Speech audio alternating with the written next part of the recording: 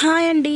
చెట్లు ఉంటే ఒక బాధ, లేకపోతే ఒక బాధ అండి. మా ఇంటి పక్కన అన్ని చెట్లు పెట్టాను. దాంట్లో మొత్తం గడ్డి మొలిచింది అసలు. ఈ గడ్డి పీకడానికి చాలా టైం పట్టిందండి నాకు అసలు. కొంచెం గడ్డి పీకడానికే నాకు ఇంత టైం పట్టింది. అసలు వ్యవసాయం చేసే వాళ్ళకైతే హ్యాట్స్ ఆఫ్ అని చెప్పాలండి. ఎందుకంటే చాలా మొలుస్తూ ఉంటాయి కలుపు మొక్కలు, అవన్నీ పీకాలి, ఇదంతా చేయాలంటే చాలా కష్టము. నేను అసలు చేత్తో నా వల్ల కాక ఈ పారను తీసుకొచ్చుకున్నాను. ఈ పార నాకు ఫ్రెండ్ అండి. ప్రతి ఏ గడ్డి చిన్నది వీకాలన్నా కూడా నేను చేతిని ఎక్కువ వాడకుండా ఈ పారతో యూజ్ చేస్తాను. అసలు ఎంత తెంపినా అంతు లేకుండా పెరుగుతుందండి. అసలు అవసరమయ్యే మొక్క ఒక్కటి కానీ గట్టిగా పెరిగితే బాగుంటుండే. అవసరం లేనిది మాత్రం చాలా పెరుగుతుంది. అసలు ఈ పార ఎంత యూజ్ అవుతుందో నాకు చాలా యూజ్ అవుతుంది. 2 టైప్స్ యూజ్ చేసుకోవచ్చు మనము. వెనకాల ఉన్నది, ముందు ఉన్నది కూడా.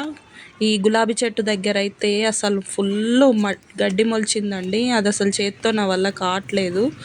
అసలు గులాబీ మొక్క పక్కన ఉంటే అసలు గులాబీ ముళ్ళు చాలా కుచ్చుకుంటాయి. అయినా కూడా కష్టపడి క్లీన్ చేసేసాను. అసలు ఎంత గడ్డి వచ్చేసిందో చూడండి. ఇంకొక గులాబీ చెట్టు కూడా ఉంది దీని పక్కన. దానికి కూడా అసలు చుట్టుపక్కన మొత్తం గడ్డి మొలిచింది.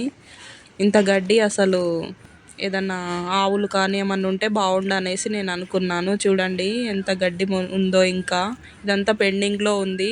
అదైతే కంప్లీట్ చేశాను కానీ ఇది ఇంకా కావట్లేదు నా వల్ల. రేపు ట్రై చేస్తాను. Okay, bye.